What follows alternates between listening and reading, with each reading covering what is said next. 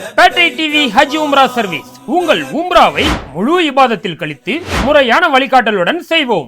மக்கா மதினாவில் ஹரமுக்கு மிக அருகில் தங்குமிடம், தரமான தமிழக உணவு, ஒவ்வொரு வேளையும் 2 வகையான உணவு வகைகள், 100க்கும் மேற்பட்ட வரலாற்று இடங்களை பார்வையிடலாம். இவை அனைத்தும் முழு மன திருப்தியுடன் முழுமையான இபாதத்தில் மிக குறைந்த விலையில் செய்திட கீழுள்ள எண்ணை அணுகுங்கள்.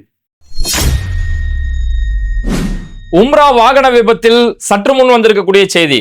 தெலுங்கானாவுடைய முதலமைச்சர் ரேவந்த் ரெட்டி அவங்களுக்கு தேவையான எல்லா உதவிகளும் இப்ப செய்யறதுக்கான ஏற்பாடுகளை முன்னெடுத்திருக்கிறாரு. அந்த 46 பேர் பயணித்த அந்த வாகனத்துல ஒருத்தர் மட்டும் உயிர் பிழைச்சிருக்கிறாரு. அந்த ஒருத்தர் யாரு, அவர் எப்படி உயிர் பிழைத்தாரு அப்படின்னு சொல்லக்கூடிய பல்வேறு வகையான செய்திகள் இப்ப அங்கிருந்து வெளியில வந்திருக்குது. இப்போ ஃபர்ஸ்ட் மொத்த தெலுங்கானாவுமே ஒரு துக்கத்துல துயரத்துல ஆளக்கூடிய ஒரு செய்தி அப்படின்னு சொல்லலாம். தெலுங்கானா மட்டும் இல்ல, மொத்த உலகம் முழுக்கவே இந்த செய்தியை கேட்ட எல்லாருமே ஒரு சோகத்துல ஆழ்ந்திருக்கக்கூடிய ஒரு செய்தி. தெலுங்கானா ஹைதராபாத்ல இருந்து மக்காவுக்கு நவம்பர் 9ஆம் தேதி ஒரு 54 பேருக்கு மேல உம்ரா பயணத்துக்காக போனாங்க. நவம்பர் 9ஆம் தேதியில இருந்து நவம்பர் 23ஆம் தேதி வரைக்கும் அவங்களுடைய பயணத்துக்கான ஏற்பாடு செஞ்சுட்டு போயிருந்திருக்கிறாங்க. அப்படி போகும்போது அவங்க போய் மக்காவில் போய் சேர்ந்து அங்க அவங்களுடைய உம்ரா கடமைகள் எல்லாம் முடிச்சுட்டு கரெக்டா 16ஆம் தேதி அவங்க மக்காவில இருந்து மதீனாவுக்கு கிளம்பி போறாங்க. அதாவது அவங்களோட பிளான் எப்படின்னா, மக்காவில் ஒரு உம்ரா முடிச்சுட்டு மதீனா போயிட்டு திரும்பவும் மக்காவுக்கு வந்துட்டு அவங்க கிளம்பி வரதான் அவங்க பிளான் பண்ணியிருக்காங்கன்னு நான் நினைக்கிறேன். அப்போ இதுபடி மக்காவில இருந்து அவங்களுடைய உம்ரா கடமைகள் எல்லாத்தையும் நல்லபடியா முடிச்சுட்டு மக்காவில இருந்து மதீனாவுக்கு கிளம்பி போகணும். இப்போ மக்காவில இருந்து மதீனா, இப்போ பொதுவாகவே மக்காவில இருந்து மதீனாவுக்கு போற எல்லாருமே பத்ர் வழியா தான் போவாங்க. பத்ரில் போர்க்களம் நடந்த அந்த இடங்கள் இது எல்லாமே பார்த்து முடிச்சுட்டு அவங்க போறதால கிட்டத்தட்ட அந்த டிராவல் ஒரு 7 மணி நேரத்துக்கு மேல அந்த டிராவல் இருக்கும். அப்போ இப்படி போயிட்டு இருக்கக்கூடிய நேரத்துல முஃப்ரிஹாத் அப்படின்னு சொல்லக்கூடிய ஒரு இடம், அதாவது மதீனாவுக்கு இன்னும் ஒரு 25 கிலோமீட்டர் தான் இருக்கு. 25 கிலோமீட்டர் போனா அடுத்து அவங்க போய் போன இடத்துக்கு ரீச் ஆயிடலாம். அவ்வளவு கிட்ட போய் சேர்ந்துட்டாங்க. அந்த முஃப்ரிஹாத்னு சொல்லக்கூடிய போகக்கூடிய இடங்கள்ல போகும்போது தான் இந்த ஒரு துயரமான விபத்து அந்த இடத்துல நடந்திருக்குது. அதாவது முன்னாடி போயிட்டு இருந்த ஒரு டேங்கர் லாரி, அந்த டேங்கர் லாரியில இந்த பஸ் போய் மோதினதுல உடனடியா ஒரு மிகப்பெரிய ஒரு விபத்து. அப்படியே அந்த டேங்கர் லாரி டீசல் ஏத்திட்டு போன ஒரு டேங்கர் லாரிங்கிறதால அது பெரிய அளவுல அப்படியே வெடிச்சு செதறி அந்த பஸ்ல பயணித்த அத்தனை பேருமே உடல் கருகி இறந்து போயிருக்கிறாங்க. இன்னைக்கு அங்கிருந்து வந்திருக்கக்கூடிய செய்தி என்னன்னா, அதுல அடையாளமே கண்டுபிடிக்க முடியாத அளவுக்கு உடல் எல்லாம் கருகி போயிருக்கு அப்படின்னு சொல்லப்படுது. ஏன்னா அவ்வளவு பெரிய டேங்கர் லாரி அப்படி வெடிக்குது இல்லையா, ஒட்டுமொத்த டீசலுமே பத்திக்கிட்டு எரியும் போது அங்க யாராலுமே ஒண்ணுமே செய்ய முடியல. ஏன் இந்த அளவுக்கு ஒரு பெரிய விபத்து அப்படிங்கும் போது, மக்கா டு மதீனா அப்படிங்கிறது அது ஒரு எக்ஸ்பிரஸ் வே. கிட்டத்தட்ட சவுதி கவர்மெண்ட்டை பொறுத்த வரைக்கும் இந்த சாலை பாதுகாப்பு, சாலை போக்குவரத்துக்காக மட்டுமே மில்லியன் கணக்கான ரூபாய்கள் அவங்க செலவு பண்றது வழக்கம். இப்ப இந்த ரூட்டு மக்கா டு மதீனா, இந்த ரூட்டு மட்டுமே 8 வே ரோடு, 8 வழி சாலை, அது 8 வே எக்ஸ்பிரஸ் வே. அது அந்த அளவுக்கு அங்க ரோடு அவ்வளோ கிளியரா இருக்கும். அந்த ரோட்ல பயணிக்கக்கூடிய ஒரு வாகன ஓட்டிகள் அவங்களுடைய மினிமம் ஸ்பீடே 120 தான். 120ல இருந்து 140 கிலோமீட்டர் ஸ்பீட்ல தான் அவங்க வாகனமே ஓட்டி ஆகணும். அவ்வளவு பெரிய எக்ஸ்பிரஸ் வே. அப்ப அப்படி போயிட்டு இருக்கும்போது இப்ப அங்கிருந்து வரக்கூடிய செய்தி என்னன்னா, இந்த பஸ் டிரைவர் கொஞ்சம் அஜாக்கிரதையா இருந்துட்டாரு அப்படிங்கிற ஒரு செய்திகள் வருது. ஏன்னா 7 மணி நேரம் கண்டினியூ டிராவல் அவங்க வரும்போது மிஞ்சி போனா பத்ரில ஒரு ½ hour அவங்க நின்றுப்பாங்க. பத்ரில் நின்று பத்ரு சுத்தி பார்த்துட்டு அங்க இருக்கக்கூடிய பள்ளிவாசல்ல தொழுதுட்டு அவங்க வந்திருப்பாங்க. அப்போ இந்த கண்டினியூ வாகனம் ஓட்டிட்டு வந்ததால இந்த பஸ் டிரைவர் ஒரு அஜாக்கிரதையா இருந்திருப்பாரு அப்படின்னு சொல்லி இப்ப அங்க வரக்கூடிய செய்திகள் வருது. இப்போ இந்த பஸ்ல பார்த்தோம்னா மொத்தத்தில் 46 பேர் இருந்திருக்காங்க. ஆக்சுவலா டோட்டல் 54 பேரு. இந்த 54 பேர்ல 46 பேர் பஸ்ல ஏறிட்டாங்க. இந்த பஸ்ல ஏறிட்டாங்க. மீதி 4 பேரு கார்ல வந்திருக்காங்க. அப்போ மொத்தம் 50 பேர் ஆச்சு. அடுத்து இன்னொரு 4 பேரு அவங்களுக்கு ஏதோ உடம்பு சரியில்லையான்னு தெரியல, நாங்க மக்காவிலே இருந்துக்கிறோம் அப்படின்னு சொல்லியிருக்காங்க. அப்ப 4 பேர் மக்காவில இருந்துட்டாங்க, 4 பேர் கார்ல போயிருக்காங்க, மீதி 46 பேர் இவங்க பஸ்ல போயிருக்காங்க. இந்த ஒட்டுமொத்த பேருமே 46 பேருமே இந்தியாவை சேர்ந்தவங்க, தெலுங்கானா ஹைதராபாத் பகுதியை சேர்ந்தவங்க. அப்போ அந்த பஸ்ல போயிட்டு இருக்கக்கூடிய நேரத்துல பஸ்ல ஒருத்தர் மட்டும், முகமது ஷுவைப் அப்படின்னு சொல்லக்கூடிய ஒருத்தர், ஒரு 35 வயசு இருக்கும் அவருக்கு. இந்த முகமது ஷுவைப் மட்டும் என்ன பண்ணிருக்காரு, முன்னாடி நான் டிரைவர் கூட உட்காந்து பேசிக்கிட்டு வரேன், டிரைவர் கூட பேச்சு கொடுத்துட்டு வரேன் அப்படின்னு சொல்லி அவரை மட்டும் முன்னாடி உட்காந்து பேச்சு கொடுத்துட்டு வந்துட்டு இருக்காரு. இல்ல ஒருவேளை டிரைவர் சில நேரங்களில் பார்க்கலாம், டிரைவர் ஒரு சில லாங் டிரைவ் போனாலும் டிரைவருக்கு லேசா அப்படி சுக்கி விழுவோம். அப்ப டிரைவர் எங்க இருந்து தூங்கிடக்கூடாதுன்றதுக்காக நான் டிரைவர் கூட உட்காந்து பேச்சு கொடுத்துட்டு வரேன் அப்படி என்னமோ உட்காந்தாரா என்னன்னு சொல்லி தெரியல. இந்த முகமது ஷுவைப் மட்டும் டிரைவர் சீட்டு பக்கத்துல உட்காந்துட்டு டிரைவர் கூட பேச்சுவார்த்தை நடத்திட்டு வந்துட்டு இருந்திருக்காரு. அப்போ இது வண்டி கட்டுக்கோப்பை இழந்து அந்த லாரியில போய் மோத போகுது அப்படின்னு தெரிஞ்சோன்னே இந்த முகமது ஷுவைப் மட்டும் கண்ணாடியை உடைச்சிட்டு வெளியில எகிரிட்டு இருக்கிறாரு. அவர் முன்னாடி இருந்ததை அவர் மட்டும் சுதாரிச்சுக்கிட்டாரு. அது ஏன்னா மக்கா டு மதீனா பொதுவாகவே சவுதியில இருக்கக்கூடிய பஸ் எல்லாமே ரொம்ப ஸ்பெஷலான பஸ்ஸா தான் இருக்கும். நல்ல லக்ஸரி பஸ்ஸா தான் எல்லாமே வச்சிருப்பாங்க. உம்ராவுக்காக ஒருத்தர் ஜியாரா போனாலும் சரி, அவர் மக்காவில் வந்து மதினாவுக்கு போனாலும் சரி, அங்க இருக்கக்கூடிய பஸ் எல்லாமே அவ்வளவு லக்ஸரியா இருக்கும். ஒரு பிளைட்ல என்னெல்லாம் ஏற்பாடு இருக்குமோ அந்த அளவுக்கு ஒரு பஸ்ஸோட ஏற்பாடு இருக்கும், அவ்வளவு குவாலிட்டியா இருக்கும். அந்த பஸ் எல்லாமே ஆட்டோமேட்டிக் சிஸ்டம் தான். டிரைவர் பட்டனை பிரஸ் பண்ணாதான் கேட் டோர் ஓபன் ஆகும். அப்போ உள்ள இருக்க யாருமே வெளியே தப்பிச்சு போறதுக்கு வாய்ப்பே இல்லை. ஆனா அந்த ஷுவைப் மட்டும் டிரைவர் சீட் பக்கத்துல உட்கார்ந்து இருந்ததால இவர் சுதாரிச்சிட்டாரு. இங்க பெரிய ஒரு விபத்து ஏற்படுதுன்னு டக்குனு தன்னால முடிஞ்ச அளவுக்கு அந்த ஜன்னலை உடைச்சுக்கிட்டு வெளியில எகிரி குதிச்சிட்டாரு. அதனால இந்த பஸ்ல இருந்த 46 பேர்ல ஷுவைப் மட்டும் அந்த இடத்துல உயிர் படைச்சிருக்கிறாரு. ஆனா ஷுவைபோடைய குடும்பத்தை சேர்ந்த அவருடைய தாத்தா, அவருடைய அம்மா, அவருடைய மாமா, இந்த 3 பேருமே, அவரோட குடும்பத்தை சேர்ந்த 3 பேருமே தன்னோட கண்ணுக்கு முன்னாடி எரிஞ்சு பலியாகக்கூடிய அந்த காட்சிகளை ஷுவைப் அந்த இடத்துல பார்த்தாரு. ஆனா ஷுவைப் அங்கிருந்து வெளியில குதிச்சாலுமே சரி, அந்த விபத்து ஏற்பட்டதுக்கு அப்புறம் தான் குதிச்சிருக்காரு. அதனால ஷுவைபை பொறுத்த வரைக்கும் இப்ப ரொம்ப சீரியஸ் கண்டிஷன்ல அவருமே இருக்கிறாரு. சவுதியில ஹாஸ்பிட்டல்ல ஒரு ஐசியூ வார்டில் தான் இப்பவுமே அவர் அட்மிட் பண்ணப்பட்டிருக்காரு. சிகிச்சை, அவருக்கு தீவிர சிகிச்சை அவருக்கு அங்க நடந்துட்டு இருக்குது. இப்ப பஸ்ல இருந்த 46 பேர்ல ஒருத்தர் மட்டும் தப்பிச்சிட்டாரு. மீதி 45 பேர். இந்த 45 பேருடைய இந்த சம்பவங்கள் கேள்விப்படும் போதுதான் இன்னைக்கு முழு உலகமுமே அவ்வளவு அதிர்ச்சியா பார்க்கக்கூடிய ஒரு செய்தியா மாறி இருக்கு. ஏன் அப்படின்னா, அதுல நசுருதீன் அப்படின்னு சொல்லக்கூடியவர் ஹைதராபாத்தை சேர்ந்தவங்க. இந்த நசுருதீன் அவங்களுக்கு வயசு 70 வயசு. இந்த நசுருதீன் இவங்க குடும்பத்தை சேர்ந்தவங்க மட்டுமே 18 பேர் இந்த டீம்ல இருந்திருக்காங்க. 18 பேர் உம்ராவுக்கு டோட்டல் குடும்பத்தோட, குடும்பம் சொல்ல முடியாது, டோட்டல் பரம்பரைனே கூட சொல்லலாம். ஒட்டுமொத்த, அதாவது 3 தலைமுறை. நசுருதீனுக்கு வயசு 70. நசுருதீன், அவருடைய மருமக, மகள், அந்த மகனுக்கும் மகளுக்கும் பிறந்த பேர பிள்ளைங்க. அப்ப 3 தலைமுறையை சேர்ந்த எல்லாருமே மொத்தமா குடும்பத்தோட நம்ம போய் உம்ரா செய்யலாம் அப்படின்னு சொல்லி அவ்வளவு ஆசைகளோட வந்திருக்கிறாங்க. அவ்வளவு ஆசை. அவங்க வீடு இன்னைக்கு காலையில பார்க்க முடிஞ்சது. இன்னைக்கு அங்க ஹைதராபாத்ல இருந்து வந்திருக்கக்கூடிய ஃபுட்டேஜ் எல்லாம் வச்சு பார்க்கும்போது அவங்களோட வீடு ரொம்ப அழகா இருக்கு. நல்ல ஒரு குடும்பம். சரி, நம்ம குடும்பத்தோட உம்ரா செய்வோம் அப்படின்னு சொல்லி பல நாள் ஆசையில குடும்பத்தோட உம்ரா செஞ்சிருக்காங்க. ஏர்போர்ட்ல, ஹைதராபாத் ஏர்போர்ட்ல நின்று அவங்க குடும்பத்தோட எடுத்துக்கிட்ட அந்த போட்டோ தான் இன்னைக்கு பெரிய அளவுல பார்க்கப்படுது. எவ்வளவு சந்தோஷத்தோட, எவ்வளவு கனவுகளோட இவங்க அங்கிருந்து பிரயாணம் செஞ்சிருப்பாங்க. அந்த போட்டோல பார்த்தோம்னா 2 வயசு குழந்தை கூட அந்த இடத்துல இருக்கு. 2 வயசு குழந்தை, 3 வயசு குழந்தை, 12 வயசு புள்ள, 6 வயசு புள்ள, ஒட்டுமொத்தமா அவங்களோட பேர பிள்ளைங்க எல்லாருமே சேர்ந்து குடும்பத்தோட அவ்வளவு சந்தோஷமா ஹைதராபாத் ஏர்போர்ட்ல அவங்க போட்டோ எடுத்துக்கிட்டு அங்கிருந்து உம்ராவுக்கு போயிருக்காங்க. அப்ப இங்க நடந்த இந்த விபத்துல அந்த நசுருதீன் அவங்களுடைய குடும்பத்தை சேர்ந்த அந்த 18 பேருமே, 3 தலைமுறையை சேர்ந்த அவ்வளவு பேருமே உள்ளே எரிஞ்சு இறந்திருக்கிறாங்க. அந்த இடத்துல அவ்வளவு பெரிய ஒரு கோர விபத்து. என்ன ஒண்ணுன்னா, நசுருதீனுக்கு மொத்தம் 2 ஆம்பளை பிள்ளைங்க. அதுல ஒருத்தர் இந்த விபத்துல இறந்துட்டாரு. மீதி சிராஜுதீன் ஷேக் அப்படின்னு சொல்லக்கூடிய ஒரே ஒருத்தர் மட்டும் அமெரிக்காவில் வேலை செஞ்சுட்டு இருக்காரு. இப்ப இவங்களுடைய குடும்பத்துல மொத்தம் 19 பேர்ல மீதி உயிர் பிழைத்திருக்கிறது சிராஜுதீன் ஷேக் மட்டும் தான். மொத்தம் 2 மருமகள்கள். 2 மருமகளும் இந்த உம்ரா பயணத்துல பஸ்ல அவங்களுமே இறந்துட்டாங்க. இந்த சிராஜுதீன் ஷேக்குடைய மனைவியும் இந்த இதுல இறந்துட்டாங்க. அப்ப மீதி உயிர் பிழைத்திருக்கிறது சிராஜுதீன் ஷேக். இவர் மட்டும் தான் அமெரிக்காவில் இருக்கிறதால இவர் இப்ப உயிர் பிழைச்சிருக்கிறாரு. மத்த அந்த குடும்பத்தை சேர்ந்த 18 பேருமே இந்த விபத்துல பலியா இருக்கிறாங்க. அதே மாதிரி பார்த்தோம்னா, முக்ஷி ஆசிஃப்னு சொல்லக்கூடிய ஒருத்தர், அவர் இப்ப ஹைதராபாத்ல தான் இருக்காரு. இவருடைய ஃபேமிலியை சேர்ந்த சொந்தக்காரவங்க 7 பேர் உம்ரா போயிருக்காங்க. ஒரே ஃபேமிலியை சேர்ந்தவங்க 7 பேர் போயிருக்காங்க. அந்த ஃபேமிலியை சேர்ந்த 7 பேருமே இந்த விபத்துல இறந்துட்டாங்க. அதுக்கடுத்து இர்ஃபான் அகமது அப்படின்னு சொல்லக்கூடிய ஒரு 38 வயசு சேர்ந்தவர். அவரு, அவருடைய மனைவி, அவருக்கு 2 பிள்ளைகள், ஹம்தான், அகமதுன்னு சொல்லக்கூடிய 2 பிள்ளைங்க. இந்த 4 பேருமே இந்த விபத்துல இறந்திருக்கிறாங்க.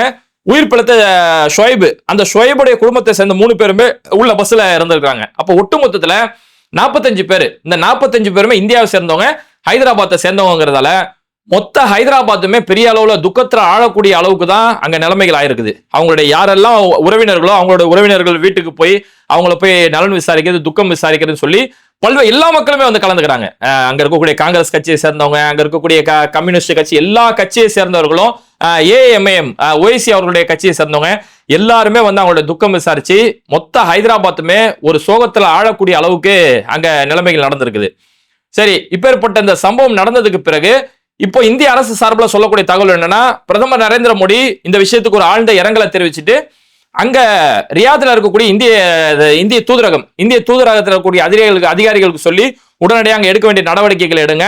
ஒரு அவங்களோட கான்டாக்ட் நம்பர், அவங்களுடைய ஃபேமிலியை சேர்ந்தவங்க இங்கே யாராவது இருந்திருந்தா அவங்களை உடனடியாக தொடர்பு கொள்றதுக்கு அதுக்கு தனியாக கான்டாக்ட் நம்பர் ஏற்படுத்துங்கன்னு சொல்லி அந்த இந்திய தூதரகத்துக்கு அறிவிப்பு கொடுத்திருக்கிறாரு. வெளியுறவுத்துறை அமைச்சர் ஜெய்சங்கர் அவருமே இது சம்பந்தமா ஒரு இரங்கல் தெரிவிச்சுட்டு அங்க என்னென்ன ஏற்பாடுகள் செய்யணுமோ ரியாதுல எல்லா ஏற்பாடுமே செய்யறதுக்கான ஏற்பாடுகள் செஞ்சிருக்கிறோம் அப்படின்னு சொல்லியிருக்கிறாரு. இப்போ சம்பவம் நேரத்துல உயிரிழந்தவங்க தெலுங்கானாவை சேர்ந்தவங்க இல்லையா, தெலுங்கானாவுடைய காங்கிரஸ் முதலமைச்சர் ரேவந்த் ரெட்டி அன்னையில இருந்து ஃபுல்லா ஆக்டிவா இருந்துட்டு இருக்கிறாரு. இந்த சம்பவம் நடந்தோடனே உடனே தன்னோட இரங்கலை பதிவு செஞ்சுட்டு பாதிக்கப்பட்ட குடும்பத்தாருக்கு போய் ஆறுதல் சொல்லிட்டு அங்க சவுதியில இருக்கக்கூடிய இந்திய தூதரகம் அந்த இடத்துல இருக்கக்கூடிய அதிகாரிகளை உடனடியாக கான்டாக்ட் பண்ணி என்னென்ன உதவிகள் செய்யணுமோ எல்லாமே உடனடியாக செய்யுங்கன்னு சொல்லி எல்லா ஏற்பாடையும் செஞ்சு பாதிக்கப்பட்ட குடும்பத்துக்கு நிவாரணத் தொகை அறிவிச்சு, அது மட்டும் இல்லாம அந்த உடல்கள் அங்க இறந்து போன அந்த உடல்கள் இந்தியாவுக்கு கொண்டு வந்து நீங்க இறுதி சடங்கு செய்யணும்னு ஆசைப்பட்டீங்கன்னா அதுக்கான ஏற்பாட்டை எங்களோட அரசு செய்யும் அப்படின்னு சொல்லி ரேவந்த் ரெட்டி அதுக்கான அறிவிப்பையுமே கொடுத்திருக்காரு. இந்த இடத்துல ஒரே ஒரு விஷயத்தை மட்டும் நம்ம சொல்லிக்கலாம். ரேவந்த் ரெட்டி ஒரு காலத்துல RSSல பயணித்த ஒரு நபர், பாஜகவுடைய கொள்கையால வளர்ந்து RSSல பயணித்த ஒரு நபர். அவரு அதுக்கப்புறமா அந்த மதவெறுப்பு கோட்பாடு பிடிக்காம காங்கிரஸ்ல வந்து சேர்றாரு. ராகுல் காந்தியோட ஒரு நட்பால இன்னைக்கு நல்ல ஒரு ஜனநாயக அரசியல் செஞ்சுட்டு இருக்காரு.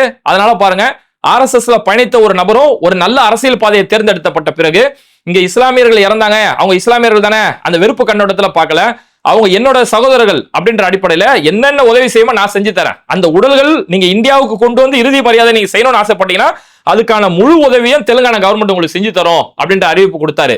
ஆனா அவங்களுடைய உறவினர்கள் என்ன சொல்லிட்டாங்கன்னா, இல்ல இந்தியா கொண்டு வரவேணா, சவுதியிலே அங்க அடக்கம் செஞ்சிடலாம், ஏன்னா உம்ராவுக்கு போறதுங்கிறது அவ்வளவு பெரிய ஒரு நன்மைக்குரிய விஷயம். அப்போ இறைவனுடைய பாதையை தேடி அவ்வளவு தூரம் போகும்போது அவங்களுடைய உடல் அங்கேயே அடக்கம் பண்ணப்பட்டதுன்னா அதுக்கேற்ற கூலி மறுமையில கிடைக்கும், அதனால அவங்களுடைய உடல் அங்கேயே அடக்கம் பண்ணப்பட்டுட்டோம் அப்படின்னு சொல்லி அவங்களுடைய குடும்பத்தை சேர்ந்தவங்க சொல்லிட்டாங்க. சரி, உங்களுடைய ஆசை என்னவோ அதுபடி நம்ம செஞ்சு கொடுத்துடலாம் அப்படின்னு சொல்லி அதுக்கான ஏற்பாடை செஞ்சிருக்கிறாங்க. இப்ப அதையும் தாண்டி ரேவந்த் ரெட்டி அடுத்து என்ன சொல்லியிருக்காருன்னா, ஒவ்வொரு குடும்பத்தை சேர்ந்த, இங்க எத்தனை குடும்பத்தை சேர்ந்தவங்க பாதிக்கப்பட்டாங்களோ அந்த குடும்பத்தை சேர்ந்த ஒரு குடும்பத்துல இருந்து 2 பேர் இங்க இருந்து சவுதிக்கு போய் அங்க அவங்களை அடக்கம் செய்யக்கூடிய இறுதி சடங்கு செய்யக்கூடிய இந்த காரியங்கள்ல ஒவ்வொரு குடும்பத்தை சேர்ந்த 2 பேர் போறதுக்கான ஏற்பாடு தெலுங்கானா கவர்மெண்ட் இந்த ஏற்பாடு செஞ்சு தரும் அப்படிங்கிற ஒரு அறிவிப்புமே கொடுத்திருக்காங்க. அதுக்கடுத்து ஓய்சி அவர்களுடைய கட்சி, அவங்க கட்சி சார்பிலுமே வந்து ஆறுதல் சொல்லி அவங்களுமே இங்க இருந்து சவுதிக்கு போய் அங்க தேவையான எல்லா ஏற்பாடுகளையும் செஞ்சு முழுமையான களத்துல இருந்து உதவி செஞ்சுட்டு இருக்காங்க அப்படிங்கிற முழுமையான செய்திகள் வந்துட்டு இருக்குது. அப்போ இந்த இவ்வளவு பெரிய ஒரு விபத்து, அதாவது சின்ன பிள்ளைகள் 70 வயசு தாத்தாவில இருந்து 2 வயசு குழந்தைகள் வரைக்கும், அதுவும் குடும்பமா இறந்து போகக்கூடிய ஒரு செய்தியை கேட்டோன்னே பெரிய அளவுல, அதனாலதான் நாடு முழுக்க உலகம் முழுக்க இருக்கக்கூடிய எல்லா மக்களுமே அவங்களுக்காக பிரார்த்தனை செஞ்சுட்டு இருக்காங்க. அவங்களை இழந்து வாழக்கூடிய அவங்களுடைய குடும்பத்தாருக்கு இறைவன் சபுருன் ஜமீல் அப்படின்னு சொல்லக்கூடிய அழகிய பொறுமையை அவங்களுக்கு தந்தரணும் அப்படின்னு சொல்லி எல்லாருமே பிரார்த்தனை செஞ்சுட்டு இருக்காங்க. ஏன்னா அந்த சவுதி எக்ஸ்பிரஸ், ஏன்னா உலகத்திலேயே மிகப்பெரிய அளவுல சுற்றுலா பயணிகள் கூடக்கூடிய ஒரு இடம் சவுதி, குறிப்பா மக்கா. அப்ப அந்த இடத்துல இது மாதிரியான விபத்து நடக்கதான் செய்யும் எல்லா இடங்களும். ஏன்னா இன்னைக்கு சிலர் வந்துடுறாங்க, கடவுளை மற மனிதன் என்னை, எப்படி எதுக்கு இந்த மாதிரி நீங்க கடவுளுக்காக அப்படி போறீங்க, அங்க போய் விபத்து ஏற்படுது இல்லையா அப்படின்னு சொல்லி இப்ப சிலர் நான் பகுத்தறிவு பேசுறேன் அப்படின்ற பேர்ல, அதாவது நான் ஏதாவது கருத்து சொல்லணும் அப்படின்னு சிலர் வந்துருவாங்க.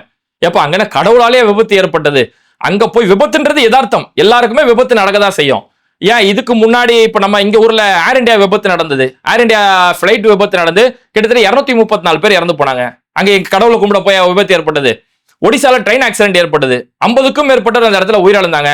அங்க யாரால விபத்து ஏற்பட்டது, அவன் வேலைக்காக போன இடத்துல விபத்து ஏற்பட்டது.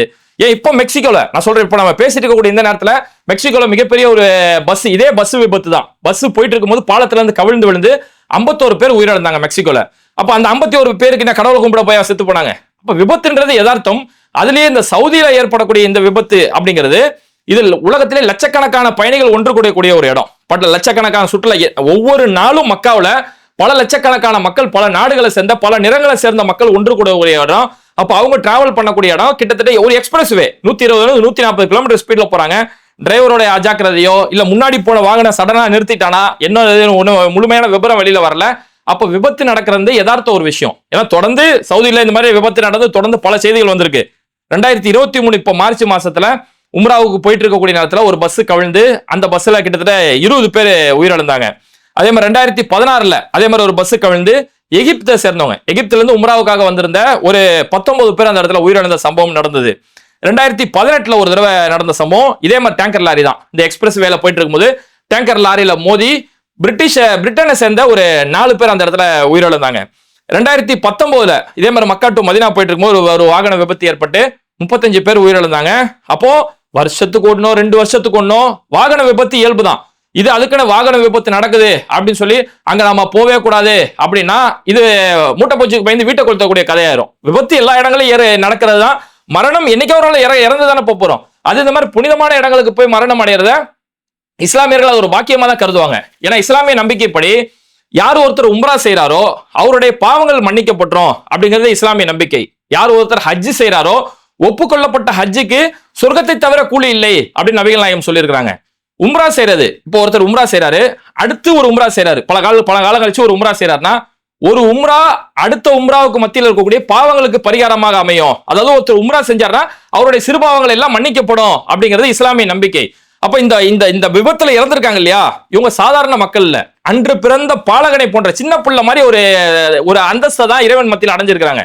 உம்ரா செஞ்சு தங்களுடைய பாவங்களை எல்லாத்துக்கும் ஒட்டுமொத்தமா பாவ மன்னிப்பு தேடி ஒரு புதிய மனநிலையில வராங்க. ஏன்னா யார் ஒருத்தவங்க உம்ரா செய்யறாங்களோ அது வாழ்நாள் கனவா இருப்பாங்க. அந்த காபத்துல்லா எப்படியாவது என் கண்ணில் பாத்துறணும், உலகத்திலேயே முதன்முறையா கட்டப்பட்ட ஒரு ஆலயம், அந்த இறைவனோட அந்த ஆலயத்தை நான் பாத்துறணும், மனிதர்களுக்குள்ள எந்த ஒரு பாகுபாடும் இல்லாத பார்க்கக்கூடிய ஒரு இடம், எல்லாருக்கும் ஒரே வெள்ளையாடை, அங்க கருப்பன் சிவப்பன் உயரமானவன் குள்ளமானவன் எல்லாரும் கூடக்கூடிய ஒரு இடம், அவ்வளவு ஒரு புனிதமான அந்த இடத்துல நான் வாழ்நாள்ல ஒரு தடவையாச்சும் போயிடணும் அப்படின்னு போறாங்க இல்லையா. அங்க போகக்கூடிய ஒவ்வொரு இஸ்லாமியர்களும் அவ்வளவு ஒரு மனநிலை மாற்றத்தோட போவாங்க. இத்தனை நாளா பாவம் செஞ்சிட்டோம், வாழ்க்கை எப்படி எப்படியோ கழிச்சிட்டோம், இனி இறைவனுக்கு பயந்து வாழணும், மக்கள் எல்லாரும் என் சகோதரர்கள் தான், ஒரு முழுமையான மனிதனா இங்க இருந்து திரும்பி போகணும்னு சொல்லி அப்பேற்பட்ட மனநிலையோட அழுது கதறி அந்த இடத்துல இறைவன்கிட்ட பாவ மன்னிப்பு தேடி பரிசுத்தமான மனநிலையில அங்க இருந்து வருவாங்க. அப்பேற்பட்ட மனநிலையில இறந்த இந்த மக்கள், இவங்களுக்கு இஸ்லாமிய நம்பிக்கைப்படி நாளைக்கு இறைவன் இவங்களுக்கு சொர்க்கத்தை உயர்ந்த பதவிகளை தருவான் அப்படிங்கிறது இஸ்லாமிய நம்பிக்கை. ஏன்னா அதனாலதான் யார் ஒருத்தவங்க எஹ்ராம் ஒருத்தர் ஹஜ்ஜிக்காக போயிருக்கும் போது ஒரு தடவை இறந்துடுறாங்க. அப்ப நபிகள் நாயகம் அவங்க முன்னாடி அந்த உடலை கொண்டு வரும்போது இவர் நாளைக்கு தல்பியா சொன்ன மாதிரியே நாளைக்கு மறுமையில எழுப்பப்படுவாரு அப்படின்னு சொல்லி நபிகள் நாயகம் சொல்றாங்க. அதாவது ஹஜ்ஜிக்கோ உம்ராவுக்கோ போகும்போது லப்பைக் அல்லாஹும்ம லப்பைக், இறைவா நான் உன்னிட்ட சரணடைஞ்சிட்டேன் அப்படின்னு சொல்லி அந்த மக்கள் வராங்களே, இறைவனை தேடி வரக்கூடிய மக்கள் இதே நிலைமையில நாளைக்கு மறுமையில எழுப்பப்படுவாங்க அப்படிங்கிறது இஸ்லாமிய நம்பிக்கை.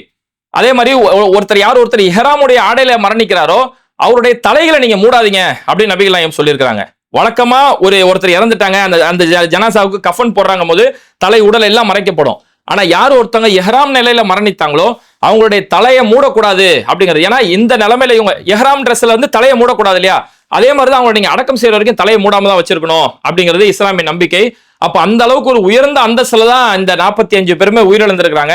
அதனால இதை பார்த்து யாரும் இது இழப்பா யாருமே கருதல. என்ன ஒண்ணு, எல்லாருக்கும் ஒரு வருத்தம் இருக்கத்தானே செய்யும். இவ்வளவு பெரிய ஒரு விபத்து, அதுவும் ஒரே குடும்பத்தை சேர்ந்த எல்லாருமே இப்படி பலியா இருக்கும்போது வருத்தம் ஏற்படதான் செய்யும். விபத்து இயல்பானது, மரணம் இயல்பானது. என்னைக்கா எல்லா உயிர்களும் அவங்க உறுதியாக கட்டப்பட்ட கோட்டைகளிலே இருந்தாலும் மரணம் ஒரு நாள் வந்தடைஞ்சுதான் தீரும். அதனால அந்த யாரெல்லாம் அங்க உயிரிழந்தாங்களோ அவங்களுடைய குடும்பத்தாருக்கு இறைவன் சபுருன் ஜமீல் அப்படின்னு சொல்லக்கூடிய அந்த அழகே பொறுமையை தந்தரணும் அப்படின்னு சொல்லி நம்ம ஒவ்வொருத்தருமே கண்டிப்பா அவங்களுக்காக பிரார்த்தனை செய்யணும். இது மாதிரி வீடியோக்களை தொடர்ந்து பார்க்கறதுக்கு மறக்காம பேட்டை டிவியை சப்ஸ்கிரைப் பண்ணிட்டு இந்த வீடியோக்களை உங்க நண்பர்களுக்கு அதிகமா ஷேர் செய்யுங்க. இணைந்திருப்போம்.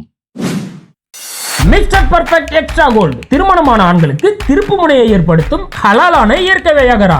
60,000க்கும் மேற்பட்ட திருப்திகரமான வாடிக்கையாளர்கள், 500க்கும் மேற்பட்ட வாடிக்கையாளர்களுக்கு குழந்தை வரமும் கிடைத்துள்ளது. வயதான பலகினமா, சுகர் பலகினமா, இனி கவலை வேண்டாம். உங்கள் இல்லறம் நல்லறமாக அமைய உடனே ஆர்டர் செய்யுங்கள். மேலும் விவரங்களுக்கு கீழுள்ள எண்ணை அணுகுங்கள்.